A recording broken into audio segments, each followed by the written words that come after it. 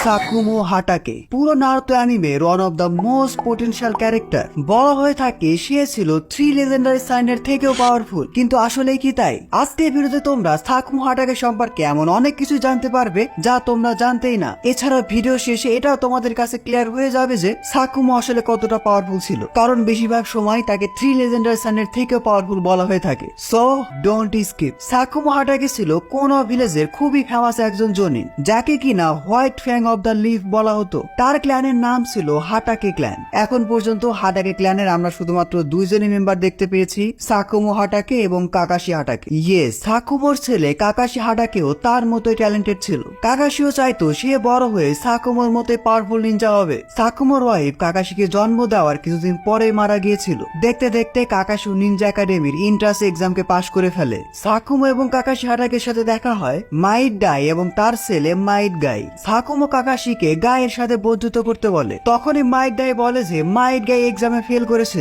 এটা শুনে কাকাশি সাকুমোকে বলে যে সে তো এন্ট্রান্স এক্সামে পাশ করতে পারেনি, তার সাথে কিসের বন্ধুত্ব। তখনই সাকুমো কাকাশিকে বোঝায় যে মাইট গাইকে আন্ডার এস্টিমেট না করতে, কারণ সে যেভাবে কঠোর পরিশ্রম করছে সে একদিন কাকাশির থেকেও পাওয়ারফুল হয়ে যাবে। এর পরবর্তীতে কোনোর একটা মিশনে সাকুমো হাটাকে শাশুড়ির মা বাবাকে মেরে ফেলে। এই জন্য গ্র্যানিচিও কাকাশির বাবাকে দেখতেই পারতো না। কাকাশি যখন নিনজা একাডেমিতে ছিল তখন সাকুমোকে একটা মিশনে পাঠানো হয়, খুবই ইম্পর্টেন্ট মিশনে। কিন্তু যখনই সাকুমো বুঝতে পারে যে তার টিমমেটের লাইফ অনেক বেশি ডেঞ্জার, তখনই সে তাদেরকে বাঁচানোর জন্য পুরো মিশনটাকে অ্যাবান্ডন করে দেয়। কোনা ভিলেজের জন্য এই মিশনটা কমপ্লিট হওয়া ছিল অনেক বেশি ইম্পর্টেন্ট। এছাড়াও তখনকার সময় একটা মিশন অ্যাবান্ডন করাও ছিল অনেক বড় অপরাধ। শিরোবিদের উপর স্ট্রিক্ট ল ছিল যে কোনো ভাবে হোক তাদেরকে যে মিশন দেওয়া হবে যে কোনো মূল্যে সেটাকে কমপ্লিট করতে হবে। যাই হোক, সাকুমো মিশনে অ্যাবান্ডন করার ফলে সাকুমোকে সবার থেকে হেট্রেট পেতে হয়। এমনকি সে যাদেরকে বাঁচিয়েছিল তারাও তাকে দোষারোপ করতে থাকে। সাকুমো তার শিনোবি ক্যারিয়ারে অনেক কিছু অ্যাচিভ করেছিল। এই একটা ব্লান্ডারের জন্য তাকে যে দোষারোপ করা হয়েছিল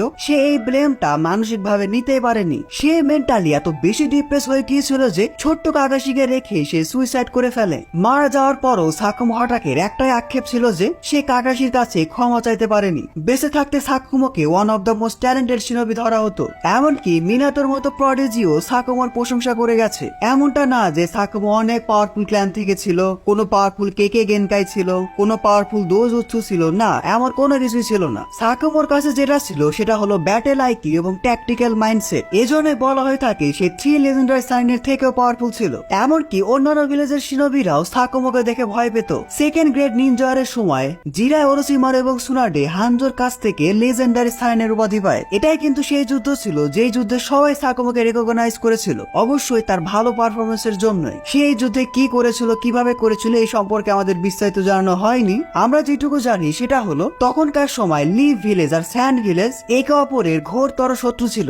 এই যুদ্ধে হয়তো সাকুমো স্যান্ড ভিলেজে যায় এবং শাশুড়ির মা বাবাকে মেরে ফেলে। হ্যাঁ, অবশ্যই শাশুড়ির মা বাবা কাজে আগে ছিল না, কিন্তু তারা স্যান্ড ভিলেজের অনেক পাওয়ারফুল শিনোবি ছিল। তাদেরকে মারার জন্য হয়তো সাকুমো হোয়াইট ফ্যাং উপাধি পেয়েছে, হু নোজ। এছাড়া এমনটাও হতে পারে যে সাকুমোকে হোয়াইট ফ্যাং উপাধি দেওয়া হয়েছিল তার ইউজ করা হোয়াইট চাকরা ব্লেডের জন্য। নারুতোর একটা সাইড স্টোরি যেখানে রকলির কাহিনী বর্ণনা করা হয়েছে সেখানে কিন্তু আমরা সাকুমো হাটাকের একটা এন্ট্রি দেখতে পাই। এখানে আমরা একটা মজাদার জিনিস দেখতে পাই। এখানে সাকুমোর যে ক্যামিও, সেই ক্যামিওতে বলা হয়েছে সাকুমো ছিল সেই শিনোবি যেখানে 1000 ইয়ার অফ ডেথ আবিষ্কার করেছে। ইয়েস, অফকোর্স এটা অফিসিয়াল নিউজ না, কিন্তু আমি যেহেতু সাকুমো হাটাকে নিয়ে সবকিছু নিয়ে রিসার্চ করছিলাম তো আমি এই প্যানেলটাও পড়ছি এবং এখানে আমি এই জিনিসটা পাইছি, তাই আমি তোমাদেরকে জানাই রাখলাম। এর পরবর্তীতে সাকুমো হাটাকে আমরা দেখতে পাইনি, অ্যাকচুয়ালি পাইছি বাট খুবই কম সময়ের জন্য। পেইনের সাথে ফাইটিং এর পর কাকাশি যখন একদম মারাই গিয়েছিল তখন আমরা আফটার লাইফে সাকুমো হাটাকের সাথে কাকাশিকে দেখতে পেয়েছিলাম। সেখানে সাকুমো হাটাকে কাকাশির সাথে দেখা করে এবং তার কাছে ক্ষমা চায়। কাকাশি এবং সাকুমোর এই রিইউনিয়নটা অনেক বেশি ইমোশনাল ছিল। কাকাশি সাকুমোকে বলে যে সে বুঝতে পেরেছে যে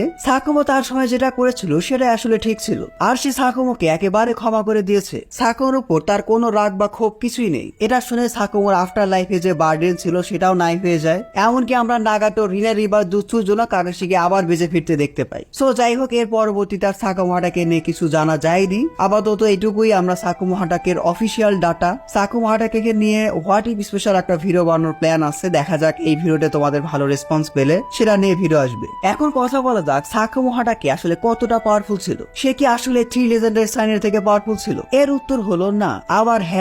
দেখো, এখানে একটা ছোট্ট লুপ হোল আছে যেটা তোমরা অনেকেই বুঝতে পারো না। নারুতো ডাটা বুকে এটা ক্লিয়ারলি লেখা আছে যে সাকুমো তার সময় এত পাওয়ারফুল শিনোবি ছিল যে 3 লেজেন্ডারি সাইনও তার কাছে কিছুই না। এছাড়াও মিনাতোর মতো শিরোবি অবিতকে বলেছিল যে সাকুমো হাটাকে 3 লেজেন্ডারি থেকেও পাওয়ারফুল ছিল। এজন্য সব নারুতো ফ্যানই মনে করে সাকুমো আসলে 3 লেজেন্ডারি সাইনের থেকে পাওয়ারফুল ছিল। এটা একদিকে যেমন সত্য আবার অন্যদিকে মিথ্যাও। কিভাবে সেটাই বুঝিয়ে বলছি। দেখো, এটা সত্য যে সাকুমো তার সময় 3 লেজেন্ডারি সাইনের থেকেও পাওয়ারফুল ছিল। তার সময়ে সাকুমো যখন বেঁচে ছিল তখন আমাদের 3 লেজেন্ডারি সানিন অর্থাৎ জিরায়া, সুনাডে, ওরোচিমারু এরা কিন্তু তাদের পিক ফর্মে ছিল না। তারা পাওয়ারফুল ছিল, অনেক স্ট্রংগেস্ট সানিন ছিল, বাট তাদের পিক ফর্মে ছিল না। সুনাডের কাছে ব্যাকুগো সিল ছিল না, জিরাও তার পিক ফর্মে ছিল না, এমনকি ওরোচিমারুর কাছে হয়তো এত ফরবিডেন বা ভার্সেটাইল জুৎসু ছিল না। কিন্তু যখন সাকুমো সুইসাইড করে মারা যায়, এর পরের ভার্সনে আমাদের 3 লেজেন্ডারি সানিন অনেক বেশি পাওয়ারফুল হয়ে গেছে। বিশেষ করে আমাদের সবার পছন্দের জিরায়া সেন্সেই। সাকুমো যখন বেঁচে ছিল তখন আমাদের 3 লেজেন্ডারি সানিন অনেক ইয়াং ছিল।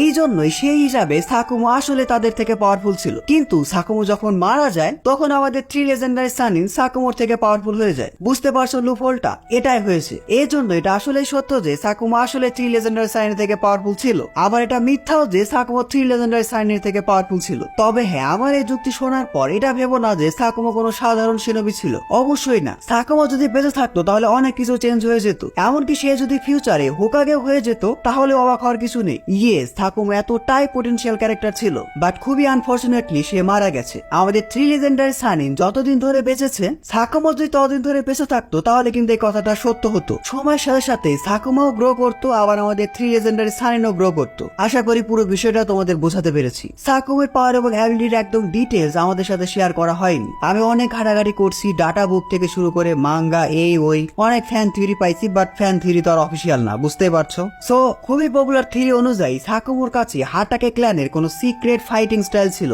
সাকুমোর কাছে যে চাকরা ব্লেড ওয়েপেন ছিল সেটাও নাকি অনেক ইউনিক ওয়েপেন। আরো একটা পপুলার থিওরি হলো হাটাকে ক্ল্যান সম্পর্কে। হাটাকে ক্ল্যান নাকি সামুরাইদেরই বংশধর, অথবা সাকুমো ক্ল্যানের কাছে সামুরাইদেরও কিছু সিক্রেট টেকনিক ছিল যেগুলো তাদের জুৎসু এবং ইউনিক ফাইটিং স্টাইলে দেখা যেত। এমনকি আমরা একটা মাঙ্গা প্যানেলে দেখেছিলাম হানজো সামুরাই সম্পর্কে বলছে। সো এমনটা হতেই পারে যে হাটাকে ক্ল্যান হয়তো একসময় সামুরাই ছিল, পরে তারা নিনজা হয়ে গেছে। যাই হোক, সাকুমো হাটাকে নিয়ে আমি যত অ্যাভেলেবল তথ্য ছিল সবগুলো তোমাদের সাথে শেয়ার করার চেষ্টা করেছি।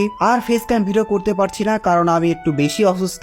গ্যাজেট ওটাকু বিকাম মাইট গাই। যাই হোক, আজকে ভিডিওটি এ পর্যন্তই। ভিডিওটি ভালো লাগলে ভিডিওটিতে এখন একটি লাইক দিয়ে চ্যানেলটি সাবস্ক্রাইব করে ফেলো। Don't subscribe if you are not an anime fan. See you in next video.